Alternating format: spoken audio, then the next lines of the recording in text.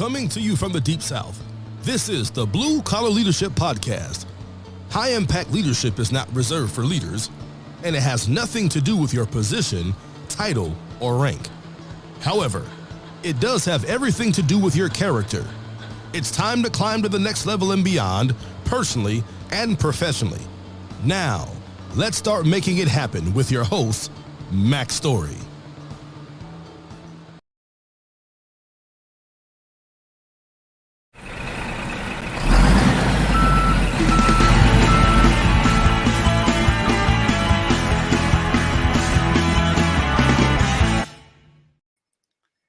Hello, and thanks for listening to the Blue Collar Leadership Podcast today. So today I've got another episode in the Real People Getting Real Results series. And if you've been listening to that, you know everybody that I have on this is somebody that I know somehow. They either met me through my books or my content or the YouTube channel, or I know them personally. And the guest today, I know him personally, been knowing him since 2016. Very special guest. Introduce him to you in just a second, but I want to make sure you know, if you're listening on the Blue Collar Leadership Podcast to the audio, be sure to go check out the Blue Collar Leadership YouTube channel at youtube.com/@Blue Collar Leadership, and check out the playlist for the Real People Getting Real Results series. And if you're watching the video, another reason to watch the video is Rhea puts a lot of links, a lot of contact information for the guest and what they're doing. So got that out of the way. Today's guest is Bren Briggs. Welcome to the Blue Collar Leadership Podcast, Bren. Thanks for being a guest today. Thanks, Mac. I appreciate you having me. It's I think it's going to be a fun time doing this.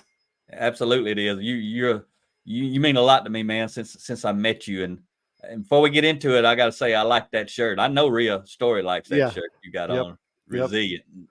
It means a lot to me, and we'll dig into what the meaning behind the shirt is, but I wear this all the time. It's part of what we do. It's an important message to put out there. Yeah, we'll dive into that. That'd probably take up a lot of our time today talking about. There's a lot to talk about being resilient. You're a very resilient person, and then you're helping other people be resilient. So we'll get into that without a doubt.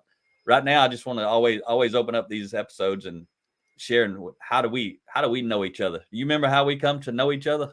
I was thinking about that when we kind of talked a little bit yesterday, and the initial recollection I had is maybe a little bit different than yours, but with 4 brain injuries, my memory may not be as good as yours. So help me fill in the gaps. But I remember it was either a connection through LinkedIn. I saw you were connected to someone who I followed and really admire.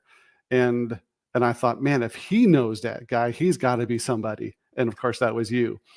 So what I remember reaching out and just saying, hey, I'm a big fan of what you're doing, or something like that.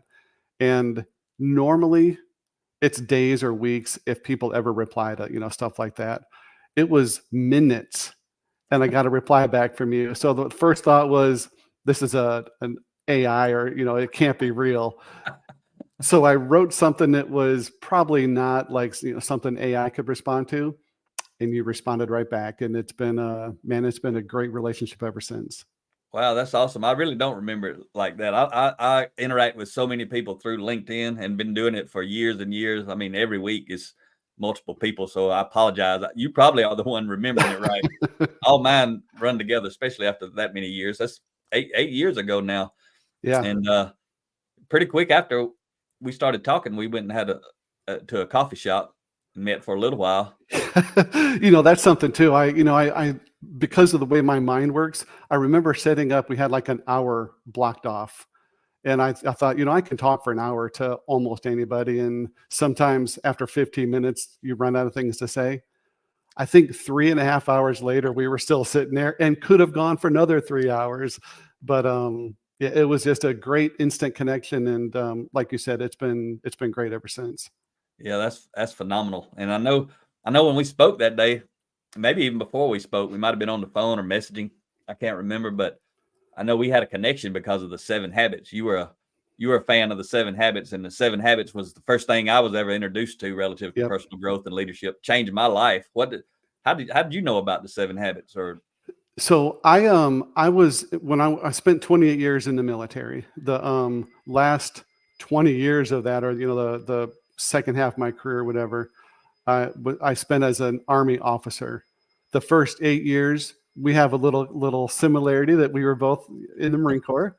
So I went from enlisted Marine Corps to an Army officer.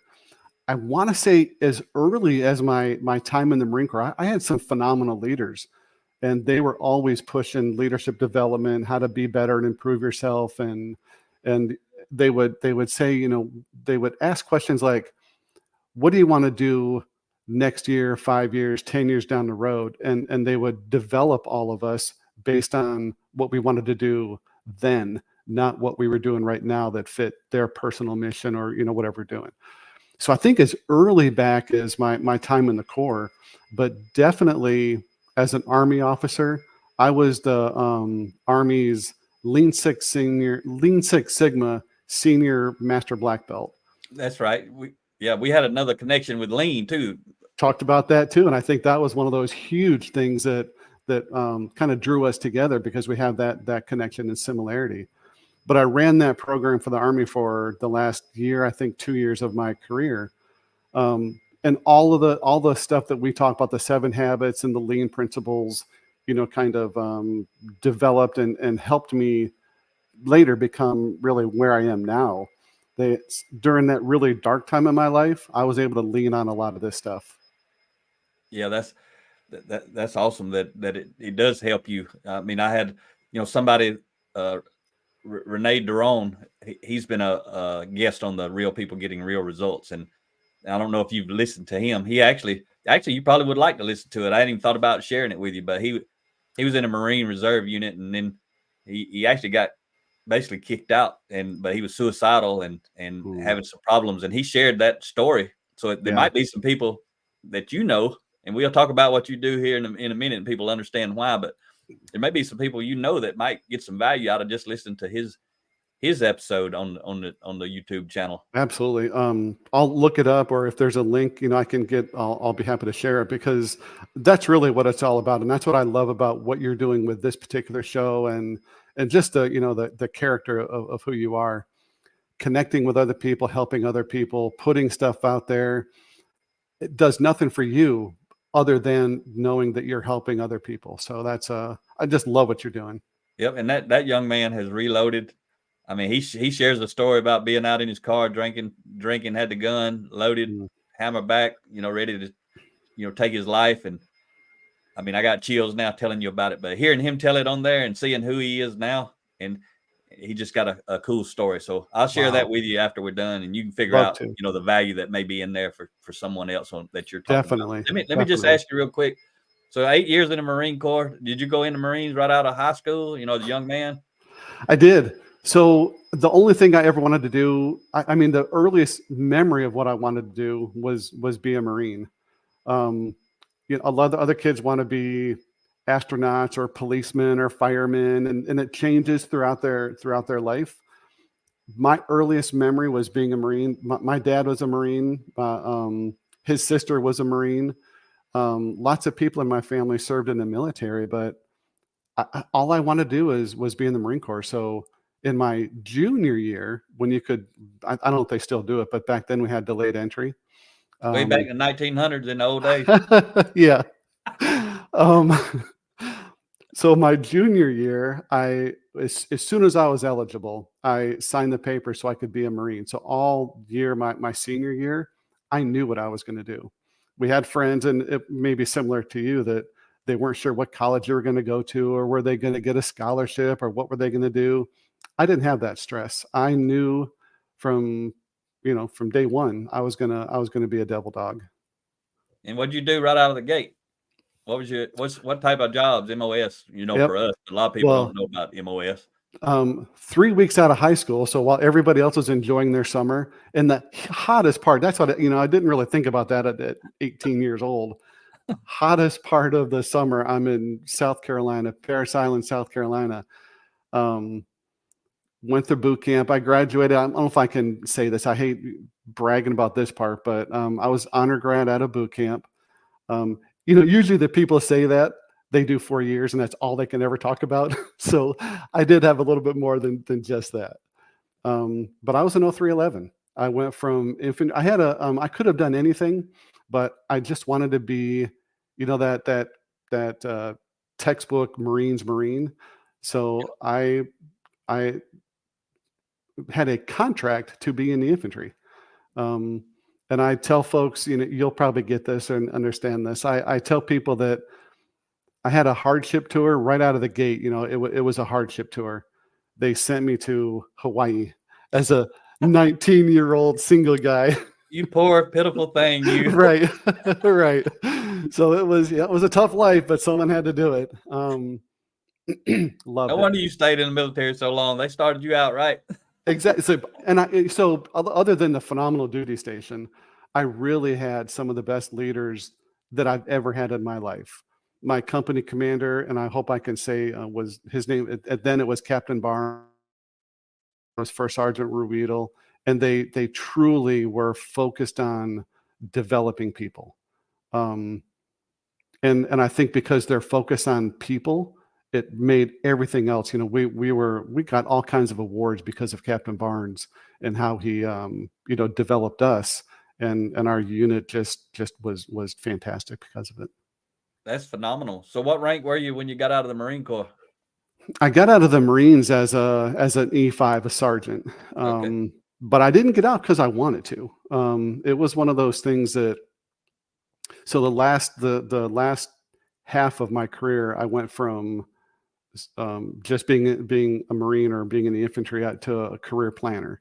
So it's a recruiter for people who are already in the Marine Corps. Okay. I would again laugh and joke with people that recruiters have an easy job because they can lie to high school kids, and the kids don't know any better. They think what they're saying is a lie. A career planner can't lie to them because they've already been lied to once. And they've already served 4 years, and they know what reality and the truth is. But my job was to keep good Marines in and let the other ones, transition out to the civilian life and do something different. But in the mid 90s, there was force reduction. They cut the Marine Corps in half. They cut the other branches significantly, but the Marine Corps got cut in half. And it didn't matter how good you were. In my case, I had the top fitness reports. So my paperwork, my ratings were as good as they could get, but they just arbitrarily cut the Marine Corps in half. And I was part of the half that got cut out. Okay. I tried everything to stay in. So when I got out, it was a bitter experience. I didn't prepare me like I prepared everybody else because I was sure I could save my job, and I couldn't. Yeah. So all the time I spent fighting to stay in retrospect, I could have used it like I helped everybody else, help them to transition, find a job, look where to go, maybe go to school or whatever. But I was fighting to stay in the Marine Corps, and it was a bitter experience. So I spent probably 11 months just angry and bitter and mad because all I knew was I only wanted to be in the Marine Corps, and I didn't know anything else. So that was a tough year. Then an Army recruiter called, and I remember him calling and saying, "Hey, this is Sergeant so-and-so with the Army." Click. And but thank God he was persistent. He called back, and I think the third or fourth time he said his name again. And as I was hanging the phone up. He said, "Don't hang up on me." So I put the phone back to my ear. He said, "This is Sergeant so-and-so. I'm with the Army, and with your education and experience, I can get you a direct commission."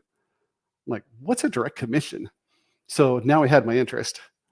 So he explained the process of what a direct commission was, and I, again, still bitter, still kind of tainted from the military and the way that they downsized. I said, "Look, if you do it all, then okay.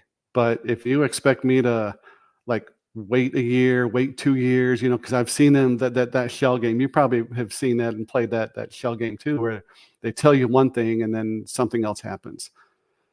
So he said, "Nope." He said, "There's no shell game. There's no game here." He said, I'll do it. If you just tell me you're interested, I'll take care of it. So, okay. And within a couple months, I went from having 3 stripes, as a Marine, to a gold butter bar in the Army. A whole new journey. Completely new journey. So I went from, and if you can imagine this, Marine infantry, and in the 80s, there was a lot of stuff going on. So it's not like we just kind of twiddled our thumbs and played around. There were things that we were responding to and involved in, like I don't think you're old enough to remember. Maybe you do. When we in '86 we bombed Gaddafi. We bombed Libya. Yeah, I remember. I graduated high school '87, so I wasn't far behind you. Okay, I remember that. So we were the unit. The very next day, we were sent down there to act as a responding force or a blocking force in case we totally expected them to act up and do something, but Gaddafi was quiet after that. So but we were sent down there, so we did a lot of that kind of stuff. So I went from that life to an Army medical officer, completely different lifestyle. Yeah. When I went to basic OBC, officer basic training, there were literally majors and captains standing there with their hat, kind of sitting on the back of their head. They had their hands in their pockets, and these are doctors. They're not like soldiers and Marines or Army guys. They're doctors who were in uniform. So it took me a minute to kind of adjust and say, it's not my job to correct them and how to teach them to wear the uniform and to march and do all that other stuff. So going from, Marine Corps infantry to the medical world was a bit of a change. So yeah, that's a big change, shifting into the from infantry to working in the medical group in the Army. Besides, you're not a Marine. Maybe that was a ploy to cut the Marine Corps in half and let a lot of Marines go infiltrate the other divisions. It did happen though. So I wasn't the only one. We did see a lot of Marines in, throughout my probably the first 8 to 10 years, and then sometimes later on too. A lot of Marines were, and ended up in the Army. Yeah. So that's awesome. So I don't want to go to this part real quick, but I do want to share with people in case so they know what's coming. But real quick, just jump into what are you doing right now? But we're going to jump back in a minute. But I don't want people to have to wait so long to find out what you're doing now. But we'll get back to why you're doing it in a minute. But what are you doing right now today? So the last 8 years, I've been running a nonprofit focused on veterans and helping veterans and their families. A lot of groups don't focus on the family. They look at just the vet. But we work with veterans and their families and really everything that they need. So if they need a job, we help them find jobs. They need food, clothing, housing, shelter. We can help with all that stuff. But the one thing that we do that's probably the most important, and you identified it earlier, is this right here. Getting out for a lot of guys is a tough transition, and they don't understand the power that's inside of them. And we help them realize who they're, what their identity is and what their purpose is. That's outstanding. So what's the name of your organization? The Eden, like the Garden of Eden, the Eden Project. Yeah, that's, and I know, but everybody listening doesn't know, but where you located and why you picked that name? Wow. So we're located in Fayetteville, Georgia. So it's just south of Atlanta, Georgia.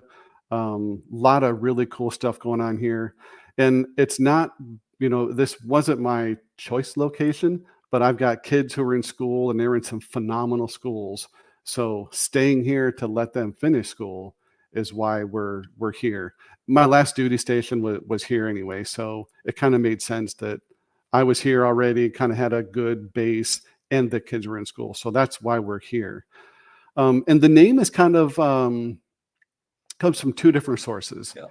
The basic thing that I used to tell people, really for, to just see where they were, was if we get back to the way God intended things to be, back to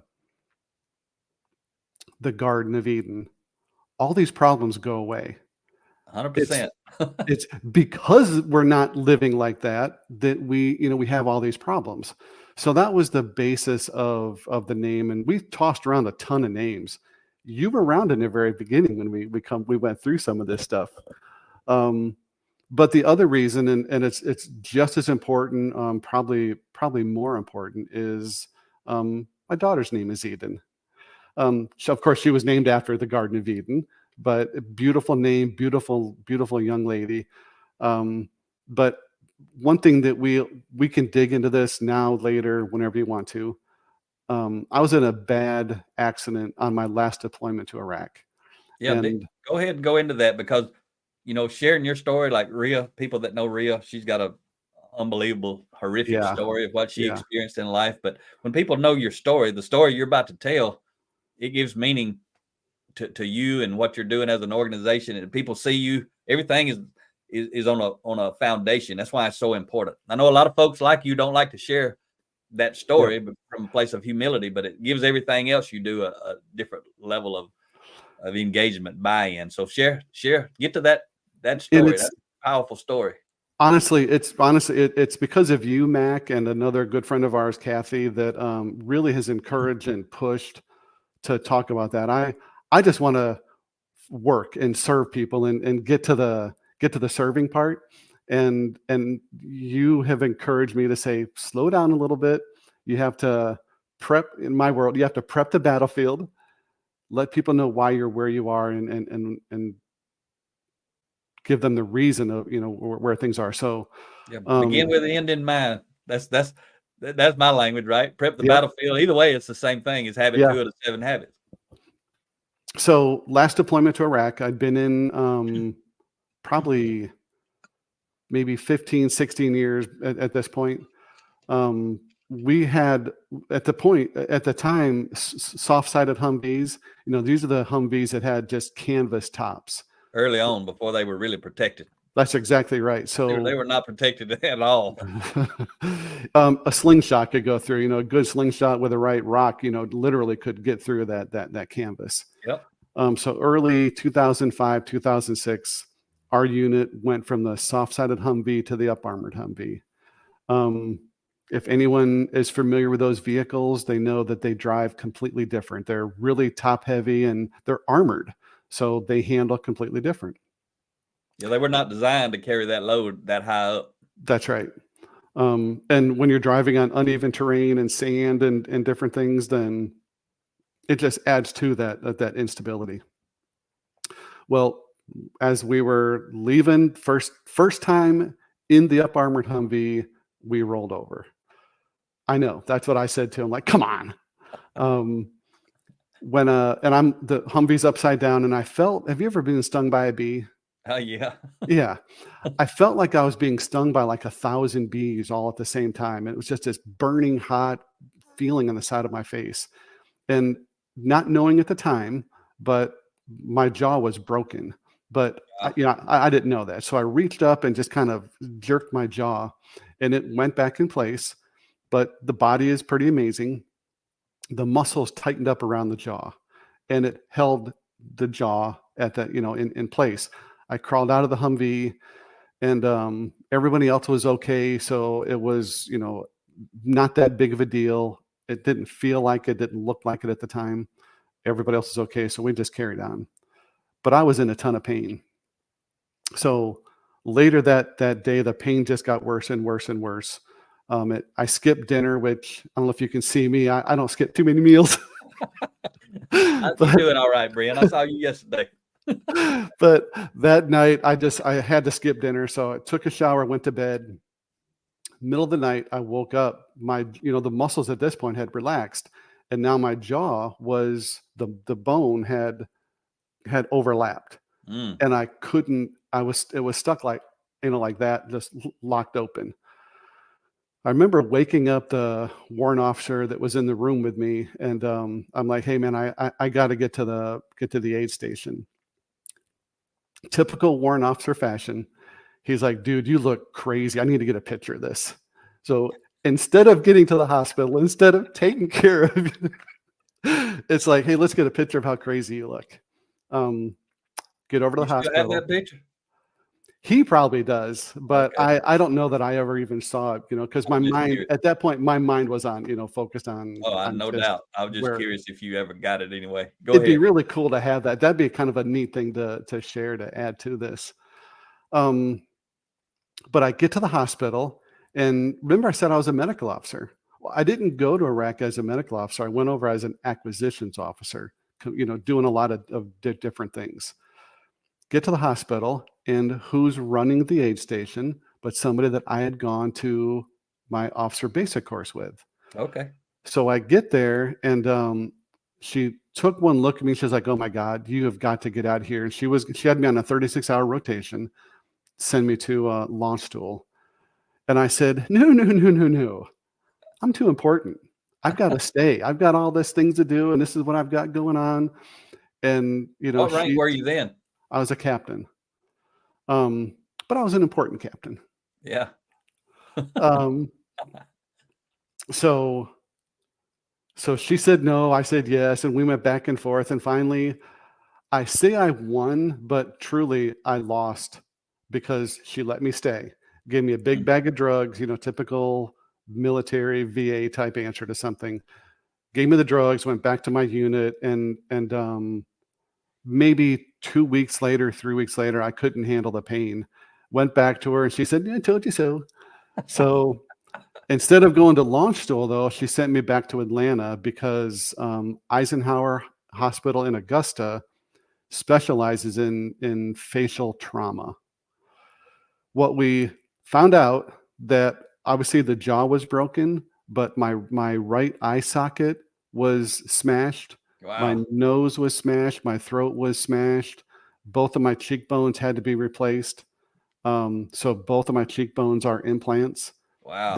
My jaw was so damaged, they had to cut both of the jaws out, rebuild them on a table, and then put them back in my face, and wire them in, and put brackets and screws.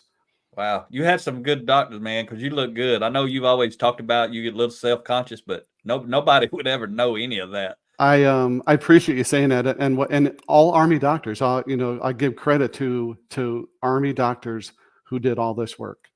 One of the last surgeries that they did, my chin is also fake and is an implant. So they were asking, and one of the reasons I wear the goatee is because of this. I've got You look good with that too, Bren. You just got the whole package, man. I've got You're resilient. That's right. That's right. I've got what they call, what I call a butt chin. There's a little dimple in the chin. Oh, okay. I never noticed it. Yep. And when the doctor said, "What are you looking for? What do you want to do? What do you want to keep or not keep?" I said, "I like that." I said, "Can you make sure I keep that?" So he said, "Okay," but they put the implant on crooked. So you wouldn't notice, probably nobody else would ever notice it. But when I look, I see the crooked chin. So I wear the goatee to kind of hide the chin. But for the first probably 10 years, it's gotten a little bit better recently. But for the first 10 years, I couldn't feel my face from here down. I taught for the Army, and you probably know this too. The first class after lunch is always like the worst class to teach. Yeah. So typically, you're like this. The students in the class are, like struggling to stay awake because of lunch or whatever else. But they were locked in. They were focused on me. And I thought, man, I am really killing this class. It was a Lean Six Sigma course. Okay. And I'm thinking, man, I'm really, really nailing this, and feeling pretty good about myself. First break about 2:00, the first break rolls up, and this one staff sergeant said, Hey, sir. I'm like, "Yeah, man." Because I'm thinking he's going to ask a question about, what I was teaching. He said, "You've got some food on your face." I said, "What?" He goes, "You got a little bit of food on your, like a piece of the sandwich or whatever was stuck right here." I can't feel my face. You couldn't feel like normally No. you feel a little something not right. Exactly. But since I can't feel from here down, I didn't know it was there. The entire class was making bets on when it would fall off, if it would fall off, or how it would fall off. And I said, "You guys even have a clue what I talked about?" They're like, "No, but so-and-so won the bet, the food would stay." but that's, kind of the experience. There's some good parts and bad parts, but 6 major surgeries. I spent a week in the intensive care unit when they cut my face out to rebuild it. And probably that in itself is hard. Those kind of surgeries when they're doing that stuff, it is difficult. And so I got to work with the doctors. We talked about the Army doctors and the fact that they did this good of a job. Up to that point, the procedure that was standard, they would cut from here, from your ear, depending on how much work they needed to do. They would cut here around the hairline and pull the skin down and then do whatever work they needed to do and then stitch it back up. Wow. I like to say I'm not a vain person, but I think maybe I am a little vain, because I said, I've seen that and I don't really want that for the rest of my life. And the doctor's like, okay. So they waited a couple months and they said, well, here's another surgery we can try. We'll cut from here, from, instead of doing the whole scalp, they would cut from the side and then kind of do the work that way. I said, have you ever done it? And they're like, no. I'm like, well, I don't think I want to be the first one for that. And it just didn't sound, again, the same type of thing was going to happen. So waited about another month and they said, okay, here, we've never done this one either. However, they were going to go inside the mouth and then they cut from here to here inside the mouth and then down here. And they pulled all the face out that way. So when y'all don't see the kind of work, that's why they were able to go inside the mouth and do all the replacing and fixing that they needed to do from cutting in here. There's stitches from here to here, across there and then down around and moved everything. But inside, they basically took out all your bone structure or moved it around and replaced it or worked on it from inside of your mouth. Every bit of it. Yep. Wow. I think there's 8 teeth missing to make the jaw and make my throat, because when they crushed my throat, I couldn't breathe. So they had to remove the teeth and create more space back there for that to happen. Wow. I really appreciate you sharing all this, Bren, and not just for me and my audience, but you're going to be able to share it. And a lot of people that you meet or interact with, from now on, you'll be able to say, hey, if you want to hear my story, go check it out, because you're able to tell it. You're telling it pretty in depth here. And I want you to do that. I want you to leverage who you are to help all those people that you want to help, that you've been through some stuff too. Everybody been through some kind of stuff, but it's all different, but it causes us some problems sometimes. I appreciate that. It took years to really acknowledge it and say it. And I lived with a lot of shame because it was an accident. And everyone thinks, okay, you're injured in Iraq. You were there, during the war, during the surge. And it was a really pain point for me for a long time, saying, yeah, but it was an accident. The Humvee rolled over. I wasn't shot at. I wasn't blown up. It wasn't one of those kind of cool stories, if you will, that other people have. Yeah. It was an accident. So I lived with that shame for a long time, but the difficult time, that was the physical trauma.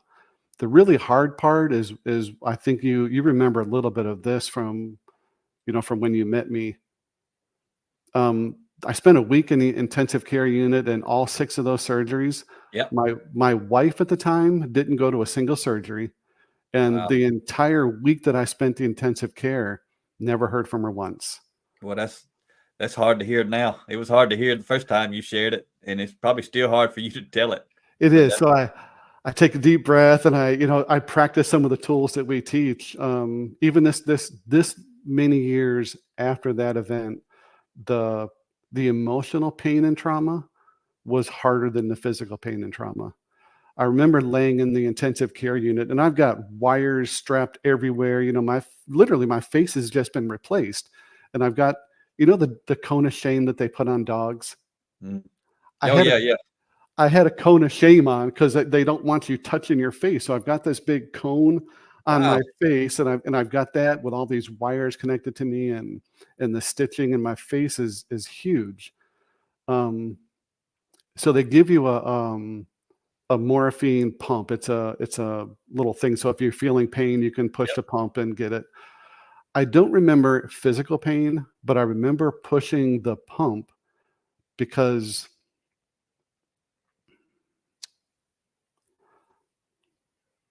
the loneliness was hard. Yeah.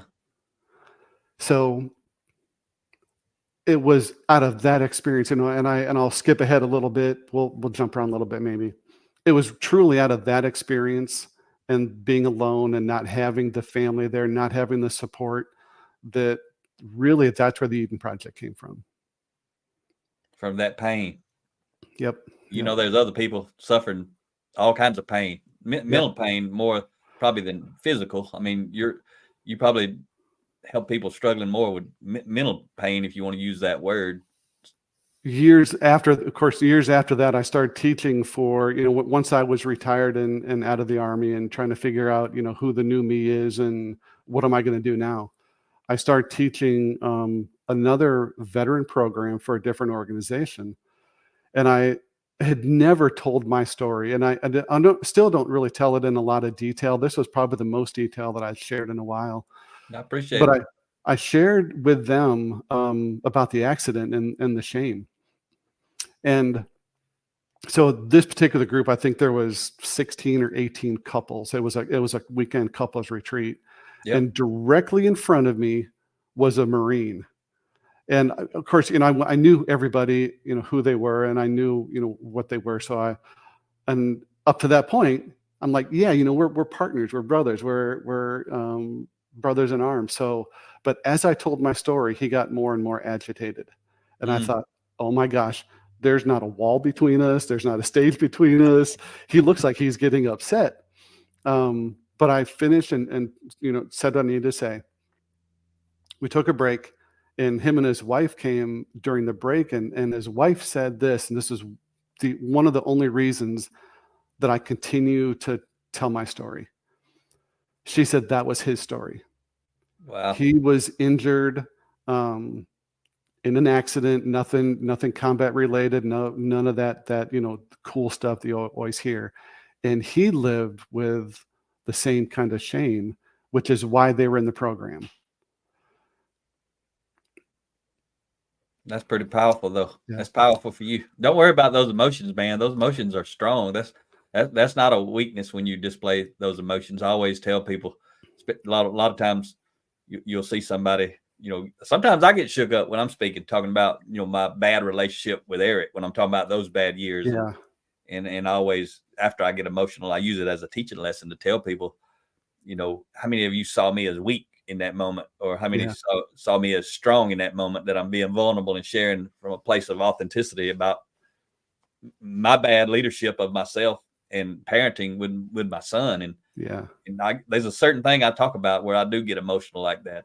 Nobody, when Rhea's sharing her story, nobody sees her as weak. They see her as strong. So embrace those good emotions. That just means it's real. That means you care. That's good stuff.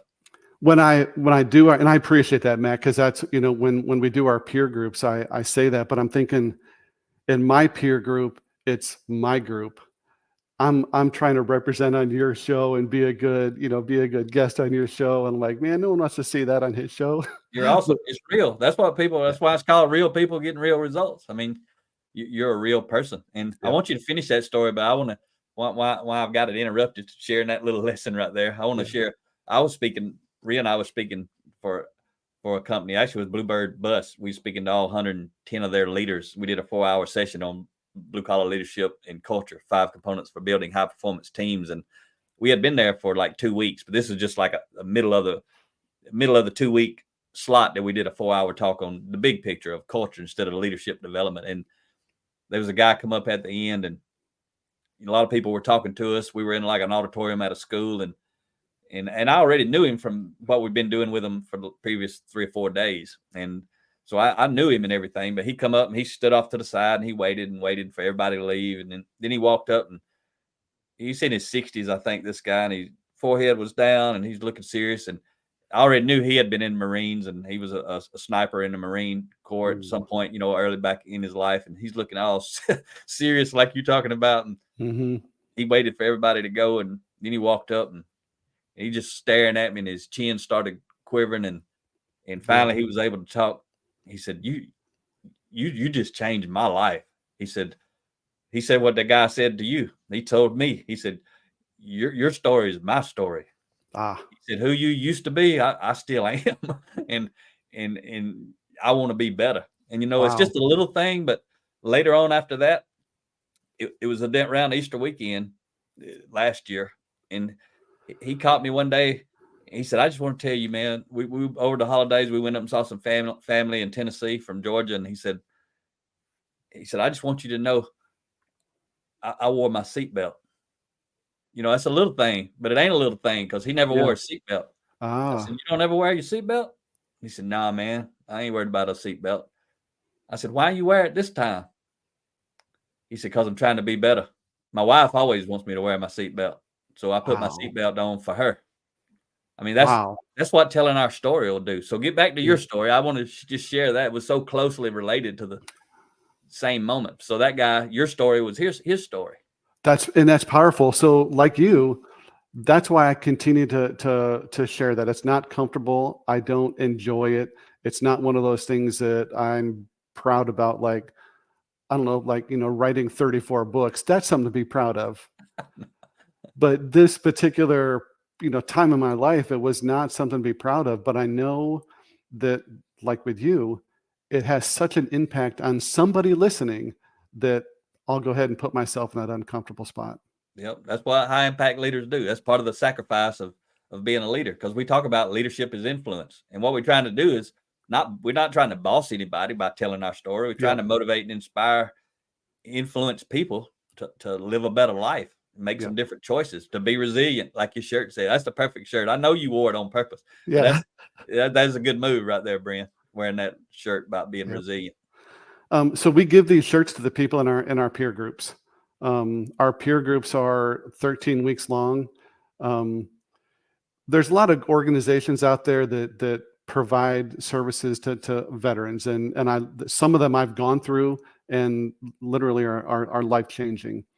But imagine taking a semester's worth of college and cramming it into a week, and then taking people who are already vulnerable and damaged, and in my case and many others have brain injuries, and cramming a semester's worth of college into that week and then send them home. Well, that's not a great model. It's got its good points, and you can bring people from around the world, around the country, to one location and give it to them. But at the end of that week, they have to go home and try and remember all that stuff. Our program is 13 weeks. We take a little bit of information, and each week kind of build on the previous week, but we take a little bit and put it in there. And by the end of it, I think week 8 or so, we talk specifically about resiliency and being resilient, and the fact that they already are resilient. They just need to understand it and embrace it, if you will, for lack of a better term. But yes, it's a big part of our program, and I'm learning. It's funny. I'll tell other people that they're resilient. I'll tell other people that how strong and powerful they are. But when it comes to yourself, it's like, I'm really not that. But hearing it from you, I appreciate it. You absolutely are. You're a great model of that. And it's phenomenal. You do have the courage to share your story. I remember when I first saw you share it over there at I can't even remember the name of it now, on that stage where they had the Pinewood. church.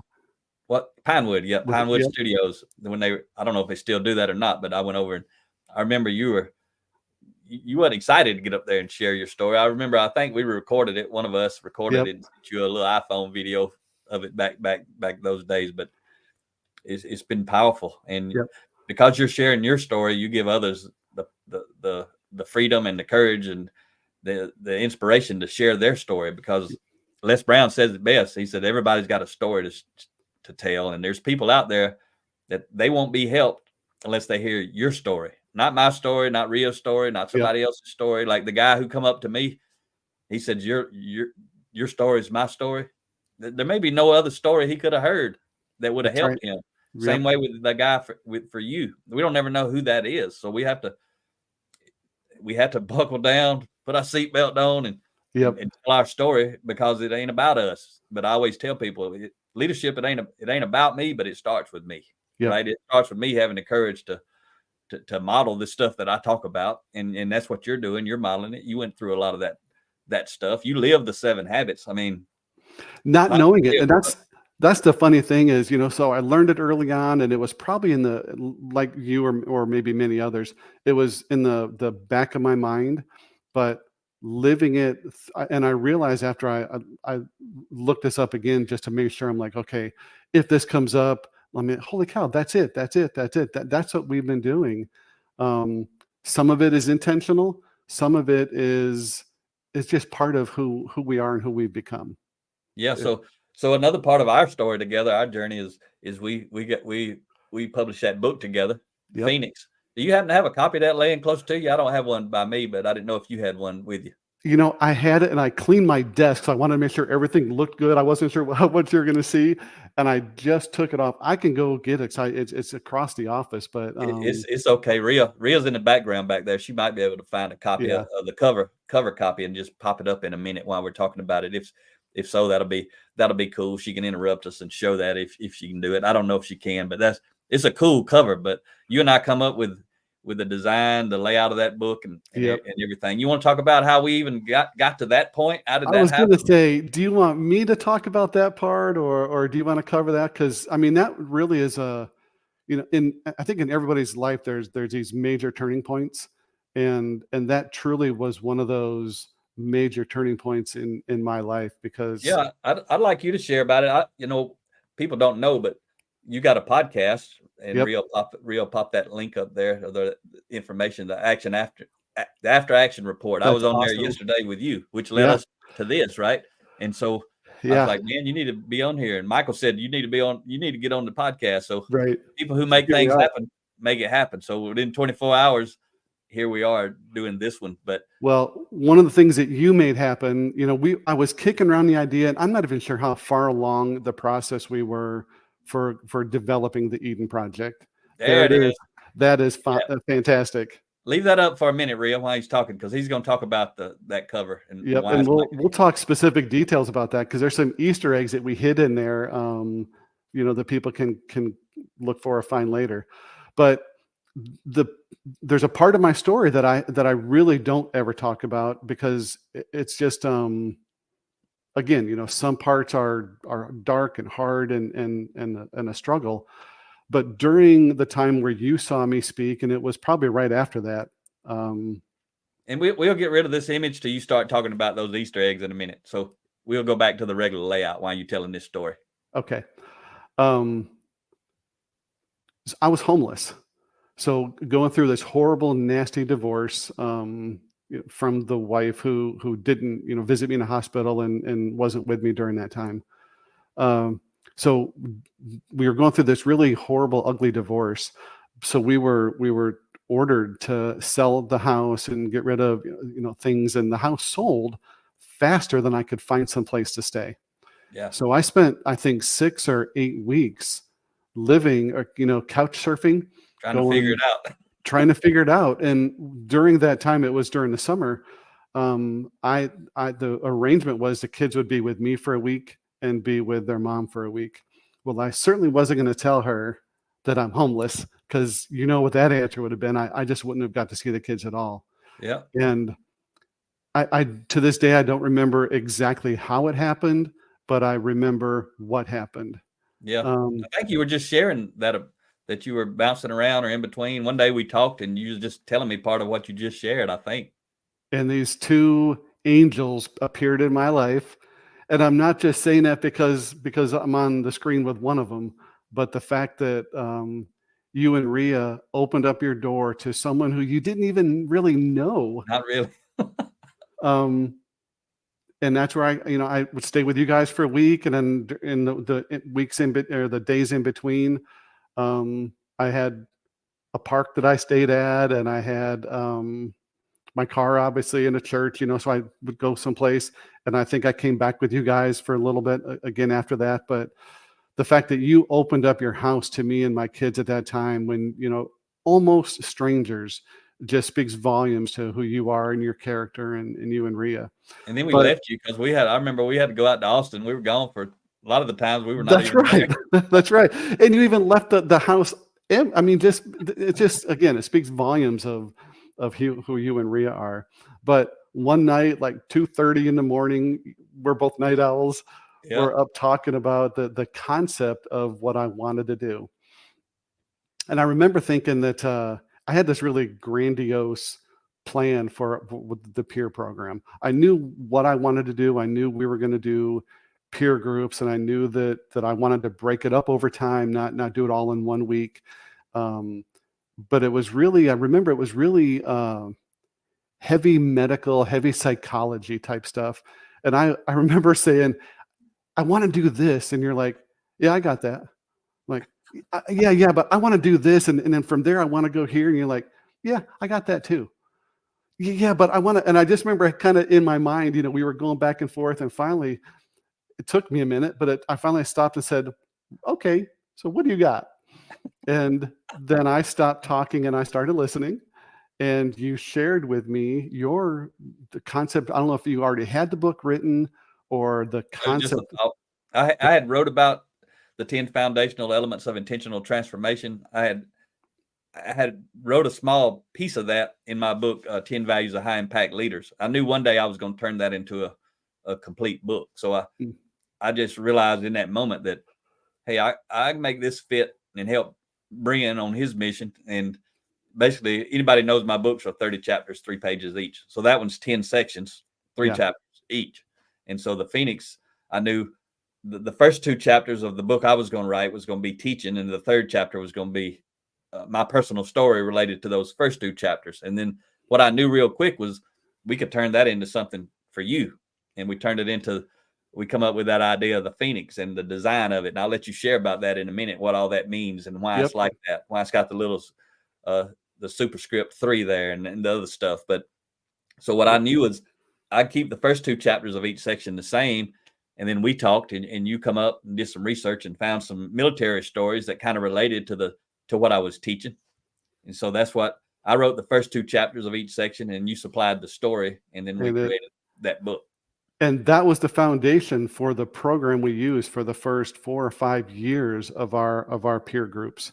I knew going into this, in the development stage, that guys and girls coming out of the military, there was usually 2 things that they struggled with, either one or the other, or generally both. There was a loss of identity, and they didn't have a purpose.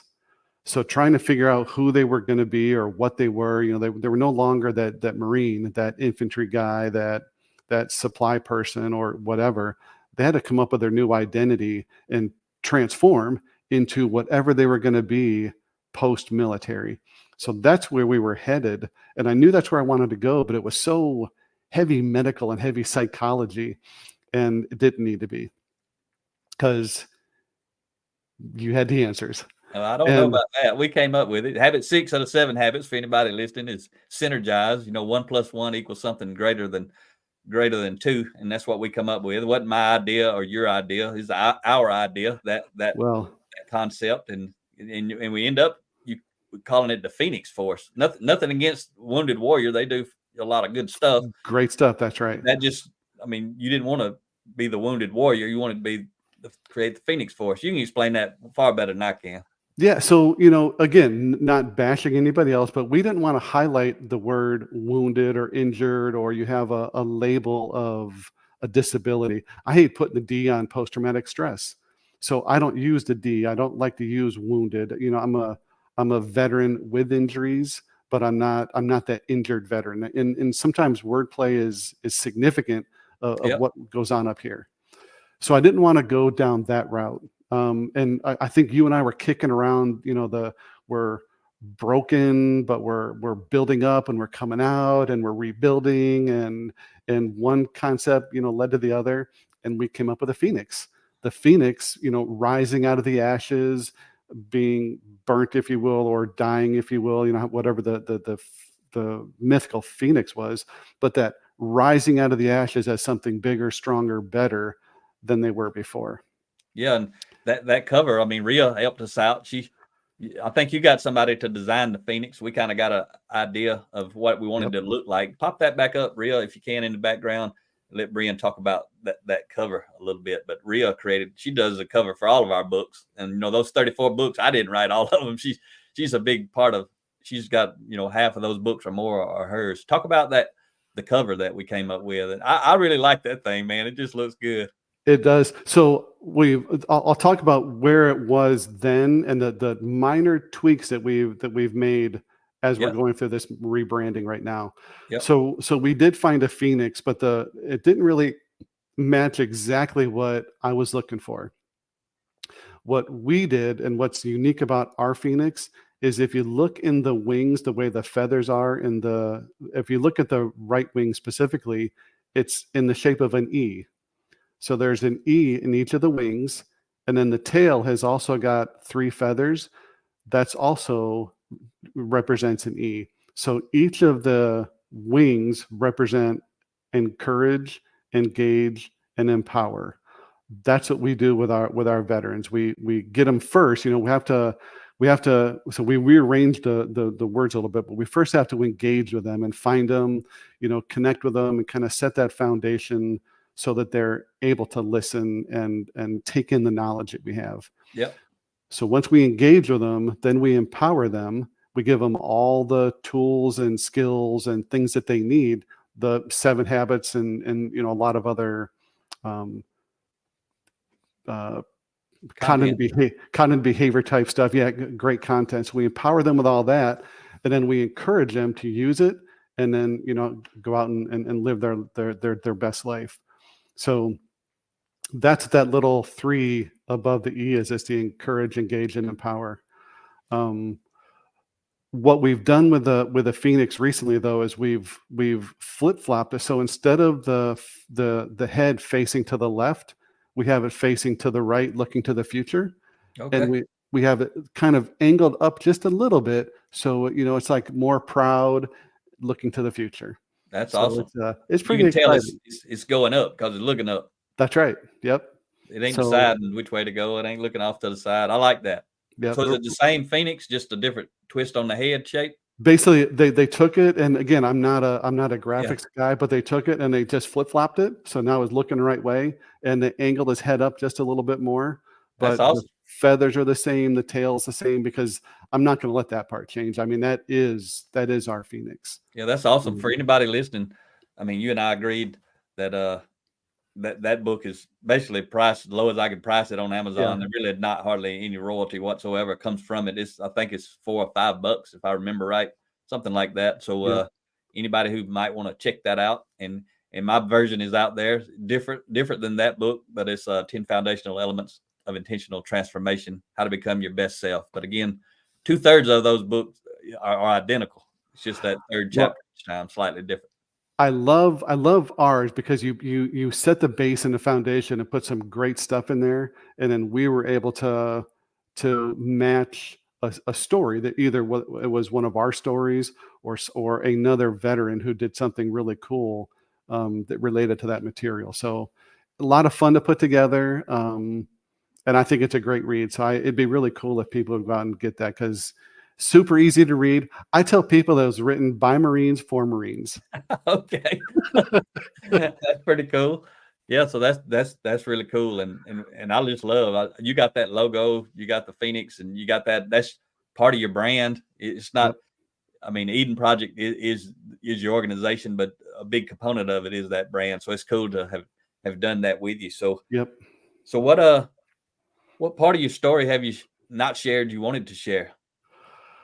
So, I think the part we talked about the dark part, and I think that's where people tend to hang out to, like, oh my gosh, that was horrible. And it was horrible. That was the worst thing that I've gone through. I wouldn't want anyone to go through anything like that. But the good news is you don't have to stay there. That's right. If you can, but why?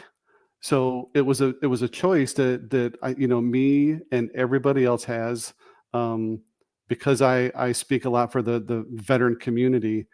A lot of vets get there, and typically when they are struggling with that kind of trauma, whether it's combat trauma, emotional trauma, family, trauma, whatever the trauma is, veterans notoriously go to either alcohol or drug abuse or some type of risky behavior. Rarely do we, whether it's a veteran thing or a man thing, do we reach out and ask for help. That's usually the last thing anyone ever does, right? Yeah. They try the alcohol first. Well, that didn't help. I tried the drugs. Well, that didn't help. And they go through all this other stuff. And, none of that helps. I had a choice of doing that or trying to find something that was going to be of benefit. And in my case, there was no services around us that offered what I needed, what my family needed. Yeah. So it was either sit here and complain about what we don't have, or create it. Yep. We created it. Make it happen. Make it happen. Yep. You're the one who says if you don't make it happen, someone else will, or something like that. Yep. But relative to this, nobody may make it happen the way that you're doing it, right? I do say that make it happen or someone else will. It might as well be you. But in this case, it's so important. Just in case somebody else doesn't make it happen, you better make it happen. And you're right. No one was doing what we did. So I got with some other guys who were retiring about the time that I did. And a common term on military bases is a one-stop shop. Yeah. So you go to that one place and get your ID card, you get your marriage license, you get everything you need in that one place. So that's the high level concept of who we are and what we do. We want to be the one-stop shop. Now, we also don't want to spread ourselves so thin that we're trying to do everything. So we have some phenomenal partners that specialize in all these other things. So if someone comes to us and they need help with their VA claim, we can give them some high-level tips. But we have a partner that specializes in working with VA claims. So we partner with them. If they're looking to write a resume or find a job, we do a lot of that. Yeah. We have partners who specialize in that stuff so that we can focus on what we do that nobody else does. And that's our peer program. Yeah, that seems like we talked about that maybe that night that we were up. And just so everybody knows, there was no alcohol involved. Right. I haven't drank since 2012, but there was no drinking going on. We were just talking, synergizing. We did it for hours, but we come up with a lot in a hurry. Yep. And then you've maximized that in a big way. It's one thing, and it's one thing to talk about it, and it's talking cool, because that's the first step. But you got to take action and do something with it. And your encouragement and just having that energy, that support behind me, like you were, we made it happen. And there's a phone number they can reach out to you there. I want to ask you a couple things that I was thinking about while you were talking. I did good. I didn't interrupt you. Sometimes I interrupt because the reason I interrupt because I won't remember later. Right. I can't put it on pause and go back to it. But something you just said reminded me of it. But a couple of things. One thing I want to talk about, anything behind you back there, if you want to mention any of that. I see a K-bar down there. People hear me talking about K-bar moments. Yep. That's one of them. I try to avoid them now. But the first thing before we talk about that, I want to share with you, you went to boot camp in the summer in Parris Island. And I guess I was being smart, and maybe I was being silly because I was young. I waited till September. I think I went on September 10th. I wanted to play for a while before I went. Right. I wanted to party and goof off and do all that stupid stuff I was doing as a teenager. But the sand fleas were crazy. I don't know if they're there in the summer or they're just there in the fall. But I think they're trained. Yeah, the people who don't understand what a sand flea is, I tell them it's like a gnat, but it's got teeth like a great white. That's a great way to put it. That thing would gnaw you to death. But anyway, we had to stand out of tension out there for like hours, just letting them things eat us. Did they do that to you? And there's not just one. They bring all their buddies with them. So if they find a weak spot, ears, nose. Yes, they will find it, and then all their buddies join them. Oh yeah, they were there then too. I remember one inspection we had. Commanding officer or whoever, I don't remember what officer it was, but some officer come. We had to stand there for like an hour waiting on them. Yep. When they come up, I was out of tension. I had my elbows, everything. I was tucked in trying to prevent as much space available to those sand fleas. Yep. I remember that guy come by me and he's like, he stuck his hand in between my arm and my side. He's like, loosen up, son. You don't have to be so, so intense. And sir, yes, sir. I'm thinking, there's a reason I'm clamped up. There's one little piece of me that these things can't bite. That's smart. I didn't think about that, but that's pretty smart. It didn't work too good. I mean, ain't a whole lot. Maybe my elbows or my forearms was all that I was helping, but a little bit of that. But anything you want to point out behind you back there? Yep. The flag was a flag I was given on one of my deployments. So, when you deploy to Iraq or Afghanistan or whatever, that was one of the flags I got. Each of the coins, I could probably speak for an hour on each of the different coins. There's one from the Department of Defense, Secretary of Defense, for a Lean Six Sigma project I did. There's a couple 2-star and 3-star coins for the same reason, that when you're good at something, and I'm not trying to brag about this, there's some things that people really, really excel at. Don't ask me to golf, because you're not going to get anything good out of that. But I'm good at Lean and the Six Sigma skills and tools. So I've got a lot of awards from that. But the unit pictures are both from the Marine Corps units that I was in. That's what the pictures you see. And the K-bar and the sword were gifts when I left different units in the Marine Corps. Yeah. Yes. That's a cool looking wall back there. And, I'm better now, but I used to have a short temper. And I used to talk about them K-bar moments, meaning I wanted to take that K-bar and run up somebody's rib cage. Whenever I said K-bar moment, but I'm better now. But that's part of my journey. I would just like to share with the audience real quick. I talked about the 10 foundational elements of intentional transformation. If you'd like to see an excerpt of that book, you can go to bluecollarleadership.com/download. All of my books and Ria's books are there to be, not all of them, most of them. And you can read an excerpt from those books there, just for anybody listening. If you're looking for personal transformation, leadership development, what's your greatest, if you had to pull, I know it's putting you on the spot, but if you had to pull some leadership nugget, personal growth nugget, quote, thought, what's something that stands out to you from your life that like it's important if somebody hadn't thought about it, just something to provoke some thought and raise some awareness around taking ownership of self? So to me, it's actually a lesson I just taught at our peer group. It's how powerful our mind is.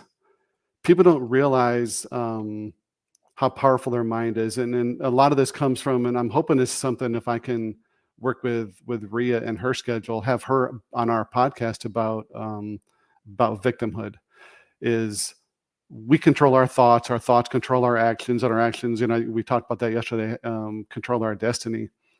What people don't understand is they do have power over their thoughts. And if they understand that, then that means they have responsibility for their actions and everything that happens afterwards. But that's typically where people give me pushback and say, no, this happened to me, therefore I am, whatever. And you can fill in the blank with whatever that is. But I want to tell them is, I'm sorry that happened. That's horrible. Whatever it was, it's tragic. However, it's your response to that is where you are. So we can control our thoughts, and I think that's the one thing that is the most powerful thing to me, that really has changed everything for me, and what I want to tell other people, that you can control this, and once you learn that, everything changes after that. Yeah, that's some good stuff. I mean, that's what I had to learn to master, to get away from those K-bar moments. I never did that. I just wanted to do it all the time. Yeah. We all have those moments in our head. We think about it. Yeah. And that's part of my journey. One of my biggest transformations personally was overcoming anger. I was angry about everything, and it was always somebody else's fault. So I'll share with you. I think I sent you a text a while back when we were talking about this, and Ria will be a phenomenal guest for your podcast. And I'm sure she'll be happy to do it, because she it's a different thing than what you went through. Mm-hmm. But as far as being resilient, I mean, being a victim, not being a victim, she's definitely can talk to that in a lot of ways. But recently we've been sharing a quote I heard from Myron Golden. He's talking about victimhood. So I'm going to just add this in as a little nugget right here before we close up to go with what you said, which was great. And Myron Golden says it in a really cool way. It's one of them quotes I never had to study it. I just heard it one time, and it stuck, like most all this stuff sticks in my brain that matters to me. And he says, victimhood's made possible when we allow contributing factors to become determining factors. Yep. And we talk about, Rhea talks about, I talk about it. A lot of people who understand mindset talks about it. Things happen to us. Like all kind of things have happened to you, have happened to me, have happened to Rhea, have happened to whoever you are watching or listening right now. You've had bad stuff happen to you. Sometimes it's good stuff. It's stuff. It happens to us. Those things do not determine us. They contribute to us. They can influence who we are, but we determine who we are. The choices we make, like you just said a moment ago, and I learned it from Covey a long time ago, and you may have, or maybe you didn't, but it's subconsciously, that's where I go to is it ain't what happens to us that's most important. It's our response to what happens to us, because our response to what happens to us determines much, but not all of what happens to us in the future. And we got to learn to let this thing right here be our friend instead of our enemy. Amen. Because whatever we're thinking about, we're always listening. There's one person we're always listening to. And I'm just sharing a little bit of this extra, Bren, because when you share this, it may go out to some people who maybe need to hear a little bit of these lessons right here at the end to go along with, what you've been talking about. But, we decide who we're going to be based on the thoughts that we're thinking. These thoughts, nobody determines what you're thinking but you. But the problem is what I was about to say. There's one person on this planet we always listen to. It's the one in the mirror. We listen to this person nonstop. Unfortunately, there's something else we also do. We think what we're hearing us tell ourselves, we think it's the truth. We think that everything we tell ourselves is the truth. But any of us can validate back through our life that we've told ourselves something that obviously wasn't true. We found out later. But when we told ourselves we thought it was true, then we acted on that being the truth, and then we find out later it ain't the truth. So I always just caution people, be careful what you're saying, because you're always listening, but you always listening. Think it's the truth. And you can relate to this, Bren. There's a lot of people. This is in the Phoenix book and my 10 foundational elements of intentional transformation. I think this is in those first two chapters that are the same in each section. But what I talk about is, and this, you deal with a lot of people who are struggling with suicidal thoughts and that sort of stuff. But there's a lot of people out there who pull away from everyone else. And then they end up, unfortunately, a lot of them end up taking their life. And it's not because of what somebody else said to them. It's because of what they said to themselves. Nobody would ever tell them to go do that, but they telling themselves that. And then they listen to all this stuff that ain't true, but they believe is true. So everything you just said about mindset, that's why it's so important. So that piece of that you guys are doing, I mean, it's what we're doing too, for a different group in a different way. But a lot of times when we're speaking, there's veterans in the audience. I mean, there's a lot of veterans all over this country. Everywhere. So we speak to a lot of them. So thank you for what you're doing. Anything else before we officially wrap it up? No, that's the foundation of our program. And because it's the foundation of everything else. So if someone can grab that nugget, get it from your books, that'd be phenomenal. If they're a vet and they want to contact us, or a first responder. Last year, we opened up to first responders. We realized that there's an awful lot of overlap in what they do and what we did. Yeah. So we changed a couple words from veteran to warrior, but our concepts and principles still fit. So if anybody wants to reach out to us and talk about this, if they want to challenge it, I'm okay with that too. I love those kind of conversations. Please reach out and talk to us. Outstanding, Bren. And I really appreciate you being a guest here. So thank you very much for coming on. We say with Rhea and I, we don't spend time with anybody. We invest time though with a lot of people. Yeah. So we invested a little over an hour with you today, and thank you for sharing your story and for what you're doing for the veterans. Thank you for having me, and looking forward to seeing what this looks like when you get it all cleaned up. It's going to look good. So I appreciate you being here.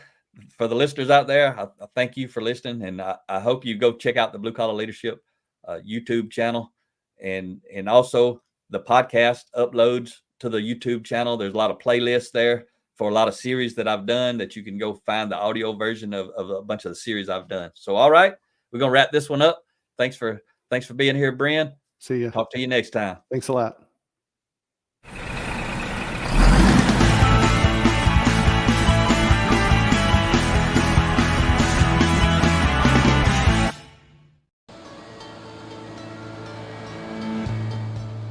make it happen or someone else will. It might as well be you. Are you serious about taking your career and your life to the next level and beyond? Check out Mac Story's Blue Collar Leadership series books and others, now available on audio, along with paperback and ebooks at Amazon, iTunes, and Audible. Please visit bluecollarleadership.com to learn about Mac's books, programs, special offers, certifications, and more. Thank you for listening to the Blue Collar Leadership Podcast.